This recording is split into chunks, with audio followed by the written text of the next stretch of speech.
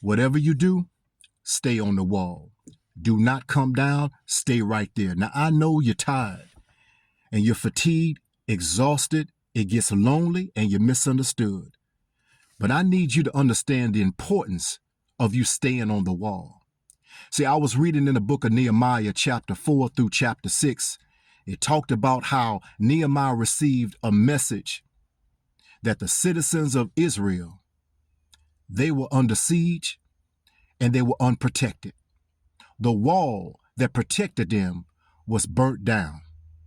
The purpose of a wall is to keep your enemies out and to preserve what is valuable on the inside. Nehemiah began to seek the face of the Most High. He began to fast, pray, and weep. Then God put a burden upon his heart to go and help his people rebuild what was torn down. So Nehemiah went before the king, and the king was disturbed that Nehemiah was disturbed. And so the king said, listen, I know your character. If this bothers you, it bothers me. I've seen how you move in my kingdom, and I can trust you. I tell you what, I need you to obey your God. And not only that, let me finance this mission. I'm going to give you the bag to complete this job. Not only that, I'm going to write a royal letter on your behalf, an executive order from me, that whatever territory that you go into, that king will see this letter and will give you whatever you need. So Nehemiah arrived in Jerusalem, and he saw all of the ruins, and he put on his hard hat, his tool belt, and his work boots. He and the men that was with him, and they began to put in work.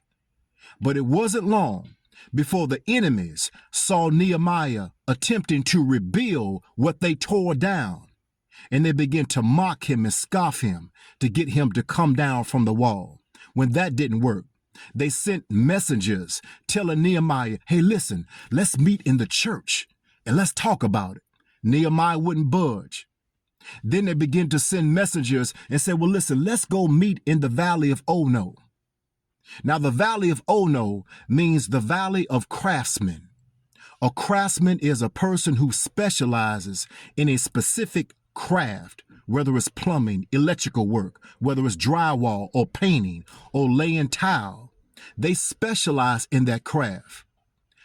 Here's the moral.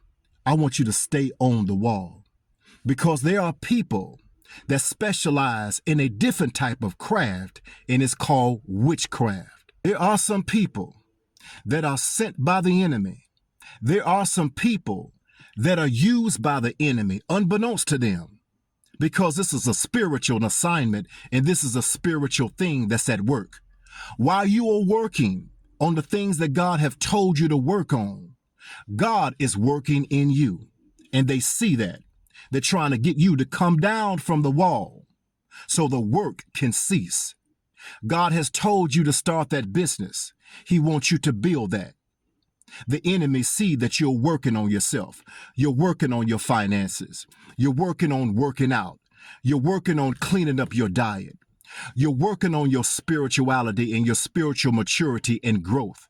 You're working on all of the emotional trauma that have happened in your life. And now you're working on becoming healed.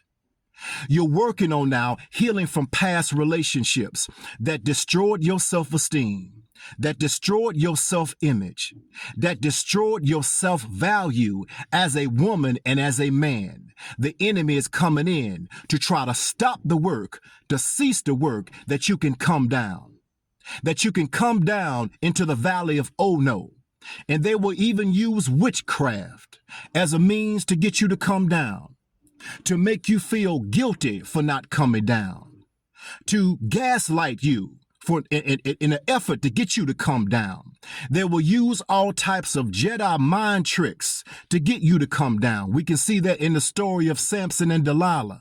When Samson laid his head in Delilah's lap, a place of intimacy, a place that you can trust me, a place that is confidential, and a place that is sacred in her lap. You know exactly where I'm going. That Samson, he began to tell Delilah all of the secrets of his heart. Sometimes the enemy wants to know your secret. He wants to know your next move.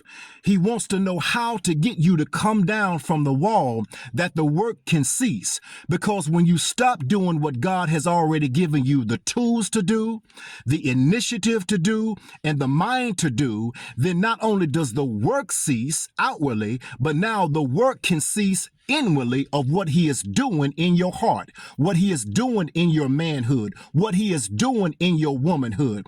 And these individuals, whether it's family, friends, church members, whether it's a significant other, and God forbid if it's a person that you're laying next to with in the same bed at night, they're trying to get you to come down from the wall because they're trying to get you to go into a place of disobedience that the work can cease. And when the work cease outwardly, now the work can cease inwardly. I don't care how much they want you to come down from the wall to go to the club with them.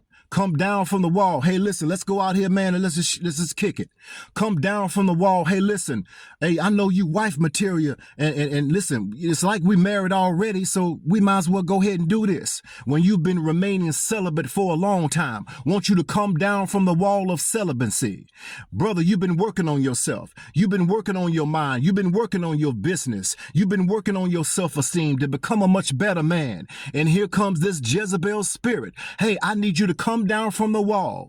I need you now to comfort me. I need you to fulfill every desire that I have for me. No, it ain't about you. It's about him. I'm going to stay on this wall. I'm going to be obedient to the Spirit of God, and I'm going to do exactly what God told me to do. You have come too far. You have seen too much. You have gone through too much. God has entrusted you with the vision of rebuilding the wall. Now you must stay on the wall until it's complete.